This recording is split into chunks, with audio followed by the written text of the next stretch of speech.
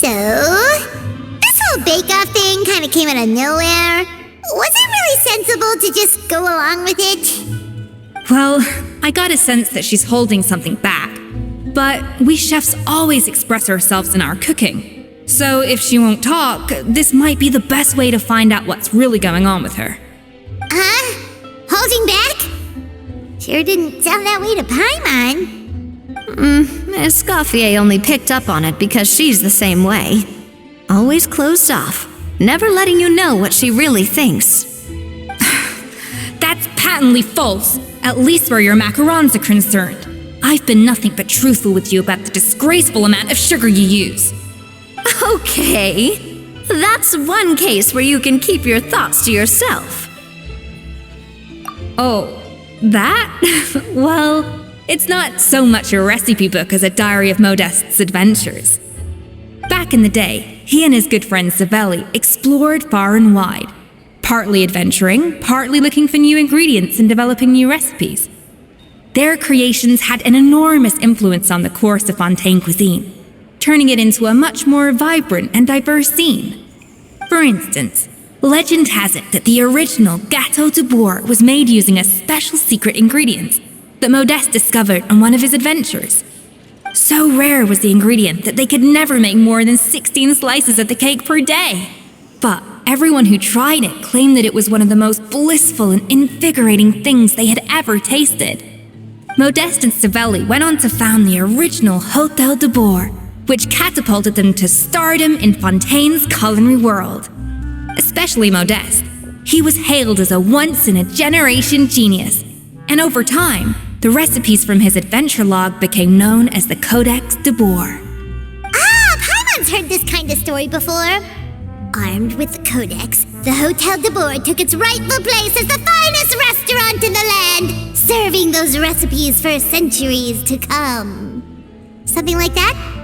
What? No, of course not. Cooking is a constantly evolving art form. How could any restaurant survive if they only served food that was popular last century? Anyway, never mind centuries. Savelli and Modeste parted ways not even 10 years after their rise to fame. Then, Modeste passed away while he was still in his prime. And that was it, the end of the Hôtel de Bourg's heyday. It fell into decline, and for most of its history, it was just a nondescript place with a couple of cheap tables. It's only in recent decades that it started recovering. Even then, it still took numerous relocations and changes of management before we finally ended up with Vanigem and the restaurant we have today. Oh! So the Codex really isn't all that, then. Paimon figured it was like one of those mystical books they have in Liwe's martial arts novels, where the main character learns all their secret powers from. Yes, well, that's fiction, and this is reality. You can't meet the tastes of modern diners by following some ancient recipes from a dusty old book. Case in point. Even the Gâteau de Bourg they sell now is actually Escoffier's reimagination. Wait, really? Why though? Didn't that recipe make it into the Codex? It did, but like I said, it's a dusty old book now, and the records aren't as legible as they once were. Not to mention that there's no way of finding the secret ingredient Modeste wrote about. So, reimagination is right. I consulted some historical records and took what I could from the Codex. But ultimately, the Gâteau de Bourg today is my own recipe. As for why we gave it the same name and kept the tradition of only selling 16 slices a day, well, you've got Vanigem's business sense to thank for that. Oh! Huh. Well, that kind of takes all the mystique out of it. Hey now, it might not be the original Gâteau de Bourg, but it's still the most delicious cake in Fontaine today. And who knows, maybe Escoffier's version is more suited to your palate. Just think, if the original truly was the perfect cake you're imagining it to be, there's no way the recipe would have been lost to history, right? Not to mention that the Hôtel de Bourg never would have fallen into a slump. Anyway, before I left my role as head chef, I made a copy of all the recipes from the Codex, including my own improved versions, and turned them over to Savannah. So why is she so interested in the original copy? Could it be a symbolic thing? Like, whoever holds the original Codex de Boer is the true head chef? Well, it was clearly precious enough to give to Escoffier as a parting gift. Meanwhile, Savannah only got a copy. Maybe from her point of view, it's like management doesn't truly see her as being worthy of the role. You think so? The only thing is, it was her suggestion to gift me the original in the first place. Well, a joint decision by her and Venegem. But still. What? Huh. Guess she's had a major change of heart since she became head chef. Yeesh. Who knows? We could speculate forever. Better to just let our Gato do the talking. It means besting her in this bake-off, and then getting her to explain herself, even if I have to beat it out of her with a spatula. However much she's changed since we worked together, I believe that she still has her chef's pride.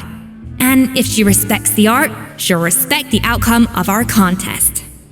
Well, I'm confident that you and your spatula can get justice for Froment. All you need to do now is win the contest. But that should be a breeze for you. Let's not get too ahead of ourselves. Gâteau de Boer is very complicated to make. Usually, it takes 3 chefs working in tandem to cover everything. Now, if I had to push it, I could probably do the work of 3 chefs myself. But I'd prefer to play it safe if I can find a couple of assistants in time.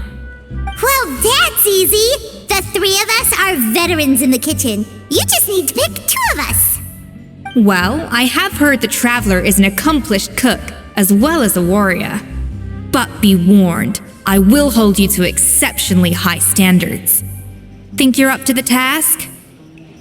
Oh, count me in too. I've spent weeks perfecting my macarons after your scathing review. Even if it means competing against the Traveler, so be it. I'll show you what I'm made of. Confident. I like it. Alright, let's start with some elementary mise en place. Show me your knife skills. I've always called it chopping stuff up, not mise en place. But it's basically the same thing, right? Oh, Navia. The difference in your case is that mise en place is chopping stuff up without sending juices flying all over the kitchen.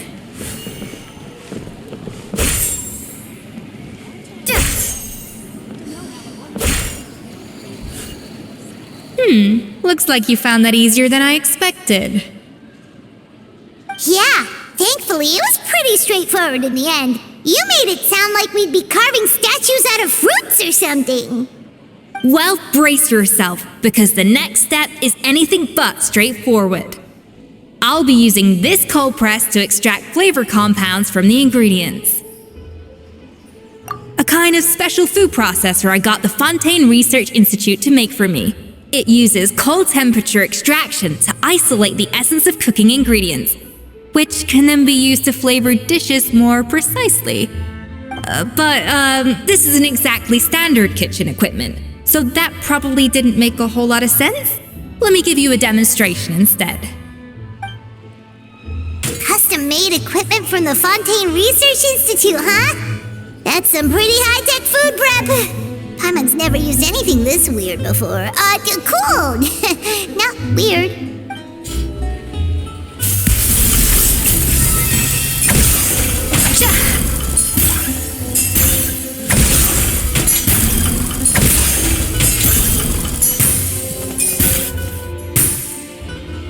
And done.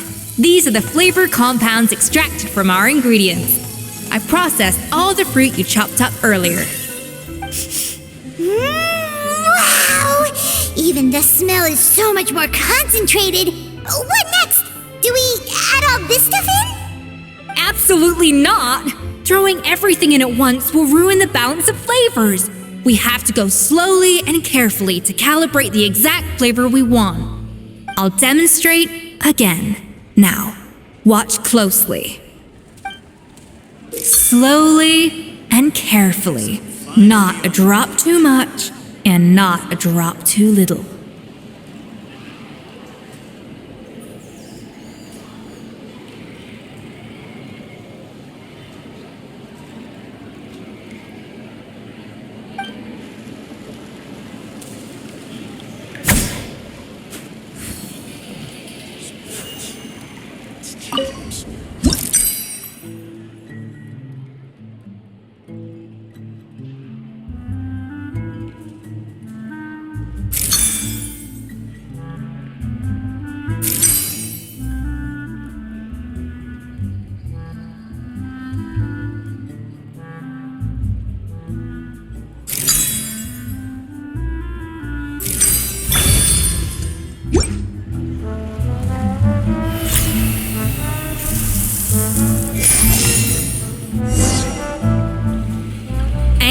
voila!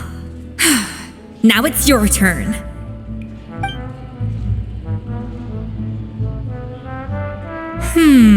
Not terrible. Considering this was everyone's first time blending flavor extracts, it could have been worse.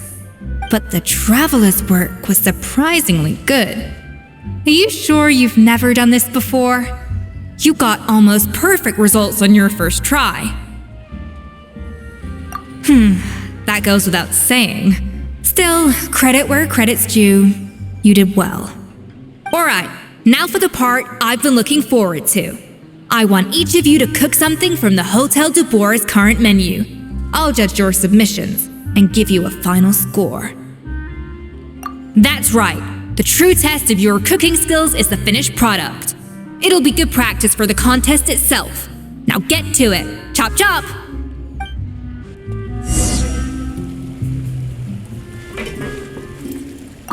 How's it going?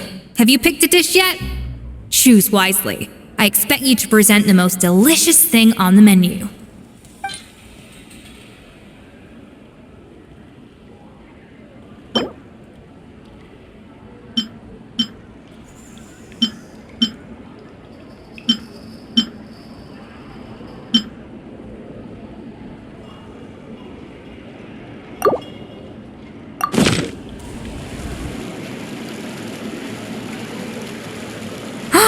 Look at that! With the grace of a snow-winged goose, as I like to say. Now, let the grating commence.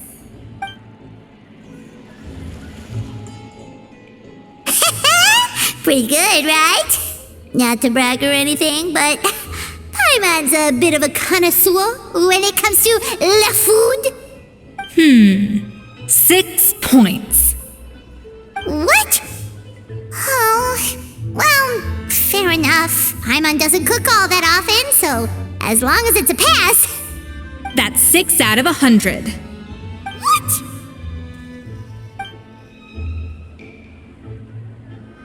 You say you're a connoisseur, but it's quite clear from this dish that you have far more experience consuming food than creating it. By that logic, I suppose you think listening to Lady Farina on repeat every day would make you an opera singer. Aww. Me next!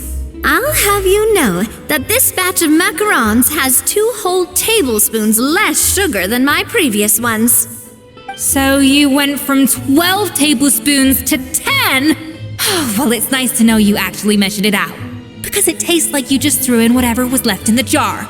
6 points. Aw. Now to the final dish. So, what do you think? This is our last hope. 8 points. Darn, that's barely higher than what we got. Not exactly. The color is spot on. Beautiful aroma. Excellent presentation. I have to give this one 8 points out of 10. Maybe even 9 points. Huh? How did you pull that off? Don't get me wrong. There's room for improvement. But still, this is clearly the work of an accomplished chef. I can tell that you've put many hours of work into honing your skills in the kitchen. I can really taste the grace of the snow-winged goose in this dish. The traveler's journey, with all its trials, tribulations, and setbacks. Not to mention the frustrations of having a picky eater for a partner. Hey, you made that last part up! No way did you taste that! Well, it looks like I lost fair and square. I guess you'll be taking the traveler as one of your assistants then? But if it takes 3 chefs, that still leaves 1 slot remaining.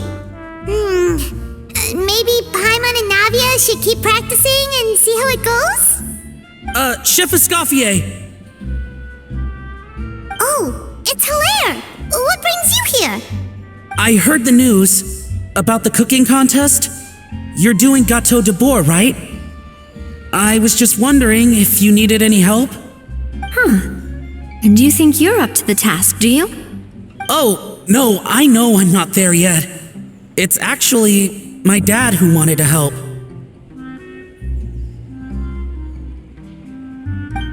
Firma, last I heard, you could barely get out of bed. Chef Escoffier, Navia, Traveler, thank you all so much for everything you're doing for me and my family. I've had enough of sitting around at home while you run yourselves ragged. If you let me, I'd like to help you win this cooking contest. Yeah, I was gonna say the same thing. Don't you worry, I'll be fine. I'm feeling much better now. I'm sorry. I know I've been rather useless these past few days, but not anymore. The fact is, I'm a fine chef, despite recent events. I've proven myself in the Hotel de Bourg kitchen, so if anyone's qualified to work under Chef Escoffier, it's me. I think. I hope so. Firma, have you even set foot in a kitchen since leaving Hotel de Bourg? I have not, but I'm fully rested now. I know I can handle it. I'll prove it. Let me whip something up for you right now.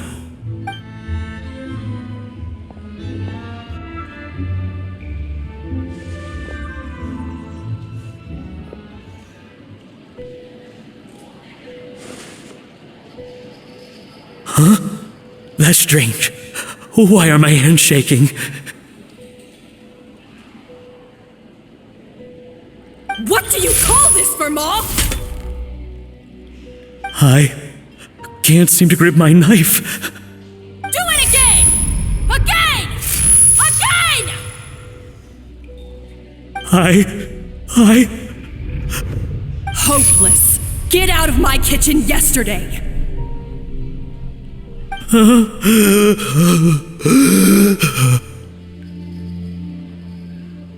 Dad, what's wrong?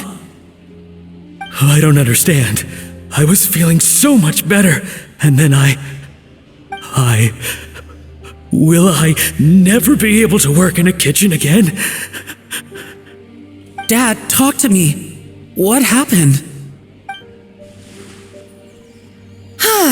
I think the real issue here is not physical exhaustion, but psychological trauma. Monica, when did you get here?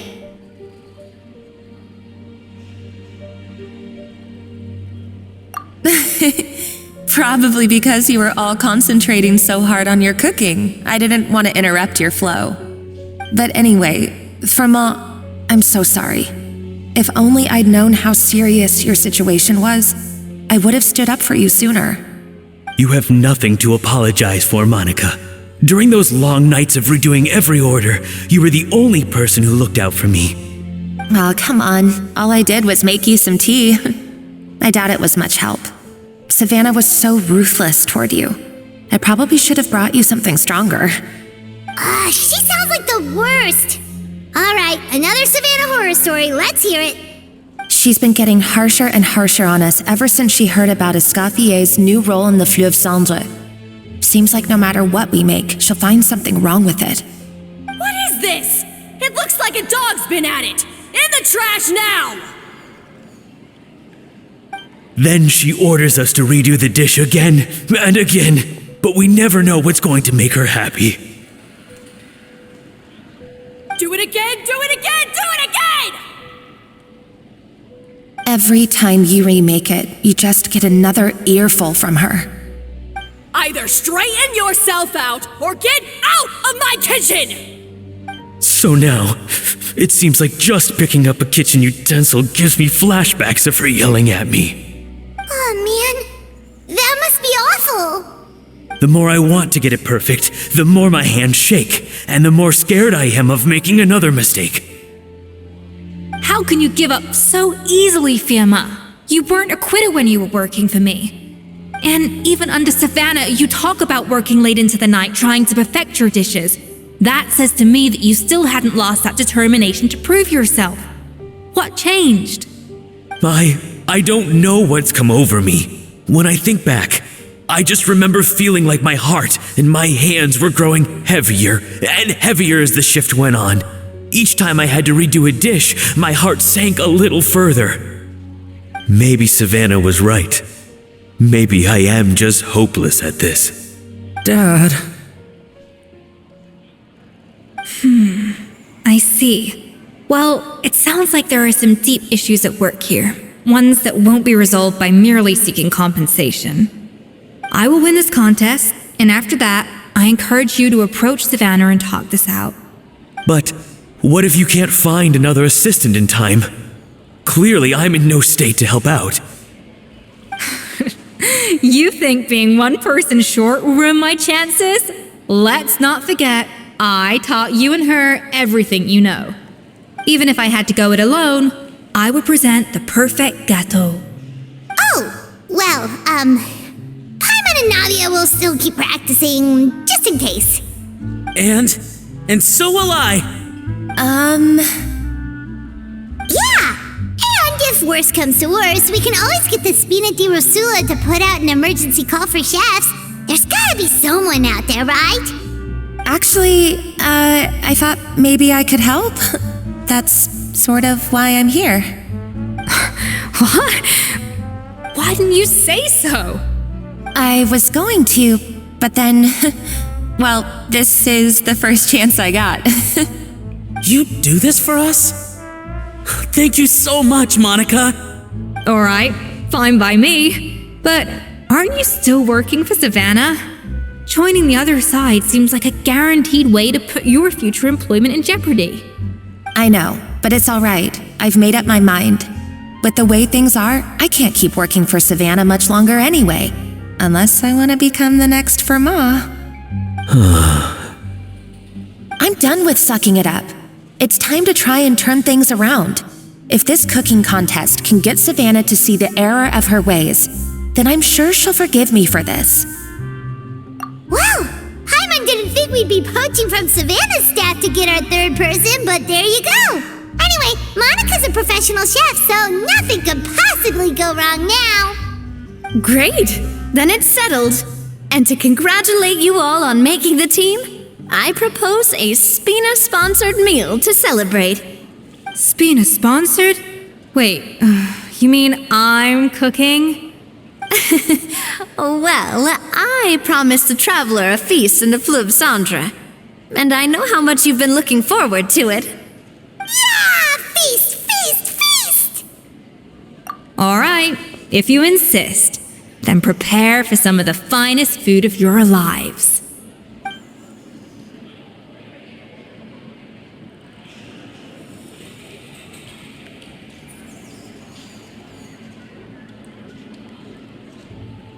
That's not a bad idea, actually. Wait, hold on. You need to finesse that further.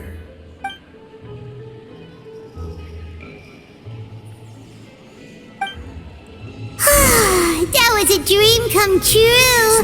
Paimon never knew Fontanian cuisine could be this good.